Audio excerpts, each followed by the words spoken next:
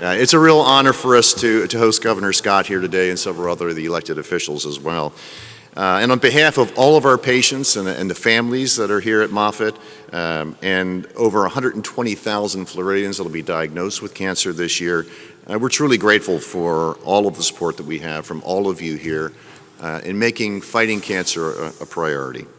Just to give you an idea, cancer places obviously a terrible burden on Florida families, but our state ranks #2 in cancer incidence as well as mortality. And the only thing that's going to change that is going to be research, which is obviously the priority of what we do here. So Governor Scott, as you all know, has worked diligently to establish state funding to improve cancer care and create a premier cancer research network here in Florida. So this has really helped Moffitt become one of the country's leading cancer research institutes and a magnet to attract some of the world's best scientists as well as clinicians. It's also increased the number of patients who travel to Florida and come to Moffitt for world-class care. We see patients from every county here in Florida, also from every state in the United States and over 130 countries around the globe. We are one of the fastest growing cancer centers in the country, and as we continue to grow, so do our recognition. U.S. News and World Report places us in the top 8 cancer hospitals in the United States, also #1 in Florida, and also the top-ranked cancer hospital in the southeastern United States. So I mentioned earlier that research is really the key to advancing the care for patients with cancer. So I'm going to ask our Center Director, Dr. Sellers, to come up and say a few words about our research efforts.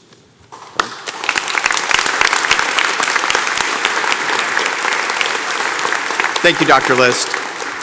When Governor Scott launched his initiative about 5 years ago to make sure that the Florida Cancer Centers all achieve NCI designation, it was a real strong statement about his support for ensuring that Floridians get the care that they need. Getting an NCI designation is a peer-reviewed process.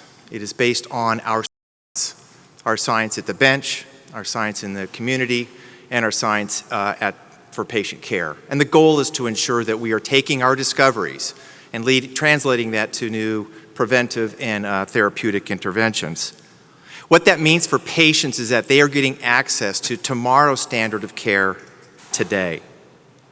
Moffitt is still the only NCI-designated comprehensive cancer center in Florida, and we've had that designation for 20 years.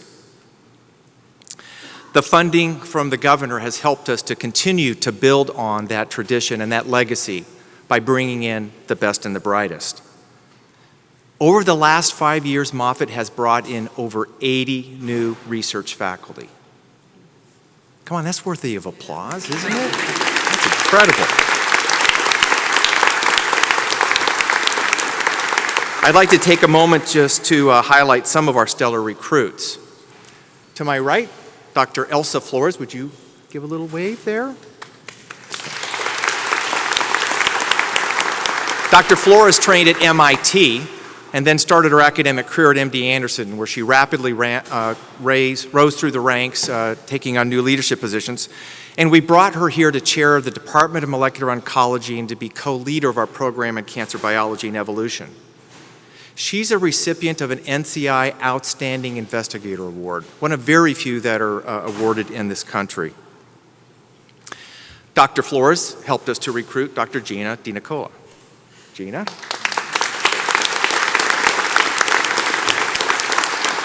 Gina's in the Department of Cancer Physiology. So when we hire faculty, we expect them to get grants. And it's hard. For those of you that are in the trenches, the batting averages are pretty difficult. So what Gina decided to do was go ahead and write this grant, and she got a perfect score on her first submission. Wow. Right? She's making it look easy. The NCI was so impressed that they added an extra 2 years onto that award. So she has a merit award for 7 years and a lot of money. So that is fantastic. I don't know if I see Vince here. Vince is hiding in the back. Where's Vince? Oh, there he is. Okay, good. Thank you. Glad you're here. This is Dr. Vince Luca. So Vince left the state to get education. He went to Johns Hopkins. You might have heard of that place, WashU. He's a biophysicist and did his postdoctoral training at Stanford. Turns out that Vince is a local boy. He grew up here in Florida, and because of the governor's support, we were able to entice him back here to the Cancer Center in Tampa. He has been incredibly successful. He was the first recipient at Moffitt of the NCI Pathway to Independence Award. This allows postdoctoral fellows to transition from mentored roles into tenure-track faculty position. He also was the first Moffitt member to receive the prestigious Rita Allen Award, another first for Moffitt, and that adds about $500,000 to the laboratory, which is really terrific. So about the same time that Vince arrived, we were able to recruit Dr. Shelley Roger from Harvard.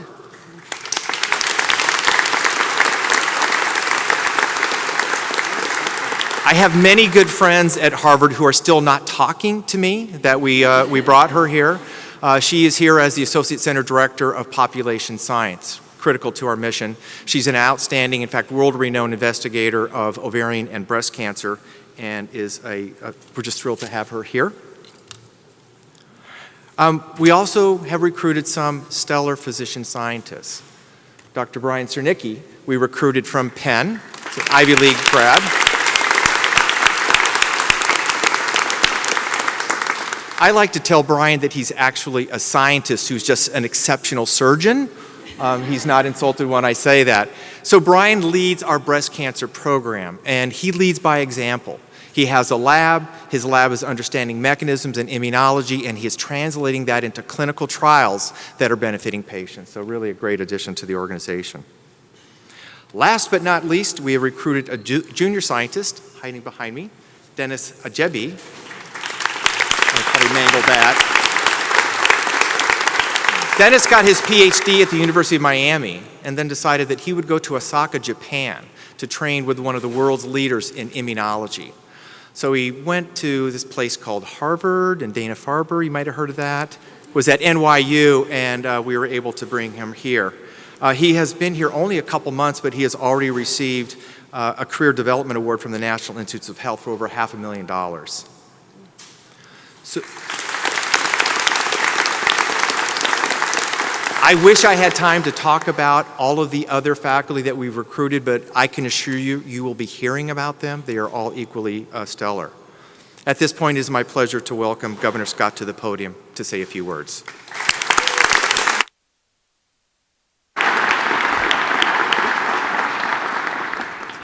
Well, first off, it's nice to be back at Moffitt, and if you don't remember anything else I say, the biggest thing is thank you. It's, you know, we all have been touched by cancer, and thank God there's a place like Moffitt that in this state you can send somebody and, you know, one, they're going to get the best care in the world by the nicest people in the world. I've had so many people I know that have come to Moffitt, and not one person has said that they weren't treated with respect and they didn't feel like they got the best care. And so thank you for what you do. It's devastating to these families when they have a loved one and to the person that has cancer, and you take care of them every day.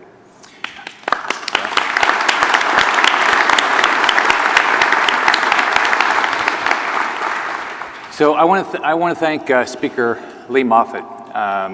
He was clearly the predecessor to when my time as governor. This is my last year as governor, but if it wasn't for his commitment to getting Moffitt started, none of this would be happening. And you could just think about an individual that has impacted so many lives in this state. There's not many people that have done the same, have impacted as many lives as Lee Moffitt. So I just want to thank you.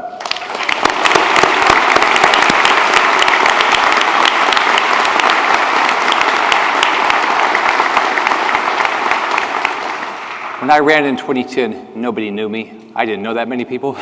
It's been nice to meet so many wonderful people around the state that have done so many great things, and Lee's one of them. Dana Young's here. The things that we can talk about, Senator Dana Young, with regard to funding. As governor, you get to push things and propose things and hope for things and cajole pretty hard and stuff like that, but it does have to go through the legislature. And so I want to thank Senator Young and the other members of the legislature that have made a commitment as we've turned our economy around to continue to fund good projects in the state, and cancer research is number one. So I want to thank Moffitt for making incredible progress in fighting cancer. As you all know, you've received patients from every county, from every state, and from 130 countries. There's not many places that can say that. As you heard, you're ranked the best, and you should be very proud of this, the best cancer hospital in the entire southeastern United States. I look for,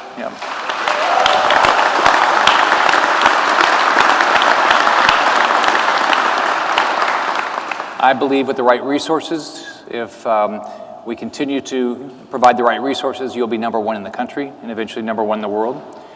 Again, as we all know, every one of us is touched by cancer. My goal is that Florida should be the best destination for cancer treatment, research, and prevention. In 2014, I made a proposal to the legislature to invest a record amount of money into cancer centers. I believe that we should be the best. I don't believe we should be #2 in anything in the state, and we should be the best at cancer treatment, research, and hopefully prevention. So what we did was I worked with the legislature, provided $60 million a year to support our cancer centers to fight this terrible disease. Since 2014, we've invested more than $300 million in our cancer centers, and over $100 million right here at Moffitt. It's helped these centers to be designated by the National Cancer Institute. As you know, as you heard, Moffitt was designated in 1998, but University of Miami Sylvester, they're going to be submitting their application this fall, and University of Florida Shands is going to do it early next year. One thing that we found was the way when I came in, the way the money was being distributed, there was some money being distributed, but it wasn't distributed based on much logic, and there wasn't as much cooperation. And I think what you've seen with Moffitt and Shands and Sylvester, and with the additional resources, we've been able to create a lot more cooperation, and I think a lot of great things have happened. And so I think all of us can feel good about that. Once Sylvester and Shands get their designation, we'll be at least as good as Tennessee and North Carolina is having more than one NCI designated cancer center. Of course, my goal is to be #1 in everything, jobs, everything. So I have 2 daughters. They grew up with that attitude, unfortunately. Sometimes they tell them it would have been easier if you didn't have me as your dad.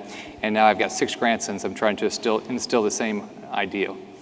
So, one thing I do, as you know, I talk about jobs a lot, and then I talk about jobs a lot, and I try to highlight people that have gotten a job and changed their life. It's because I grew up in a tough family without a lot of money. But I think the same thing we ought to think about the people you've had an impact on. So I want to highlight Melissa and Nicholas. If Melissa will come up. Hey, how you doing? Nice seeing you. Nice seeing you.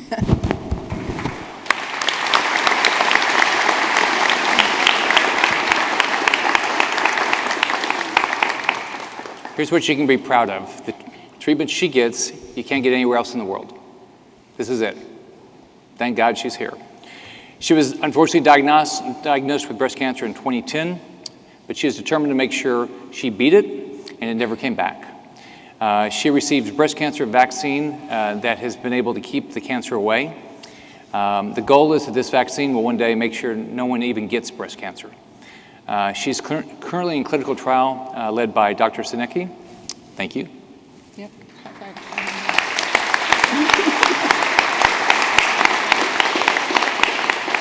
So as you know, he was recruited here a few years ago. So with this funding that we've been able to get from the state, it's allowed Moffitt and Sylvester and Shands to get some great individuals that have had a positive impact. So congratulations. I hope it never comes back. And I know your family's in the same position. We all have, we love our families, and we never want to lose them ever. Thank you. I have my life back. With Dr. Cernicki's treatment, he has a simple blood test he's developed. When you put my blood with HER2 cancer, it shows my immune system taking care of it. And I can't tell you how grateful I am and how assured I am of my future. I've coached in the Junior Women's Hockey League, a Canadian-American women's hockey that's preparation for NCAA for the past 2 seasons. We play over 60 games each season, and I would have never attempted that had I not had this treatment from Dr. Sinicki. So please support this. It's non-toxic, biodegradable, so it's not hurting the environment and not hurting the patient. Get behind immunotherapy and the dendritic cell immunotherapy. It's amazing. We can make many more stories like mine. Thank you.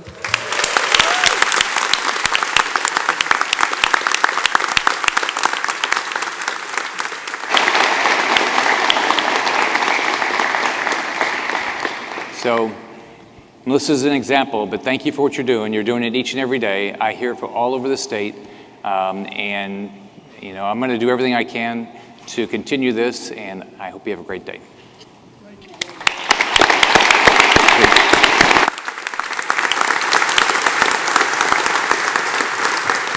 I just want to thank Governor Scott, Dana Young, as well as all of our elected officials for all the support we have.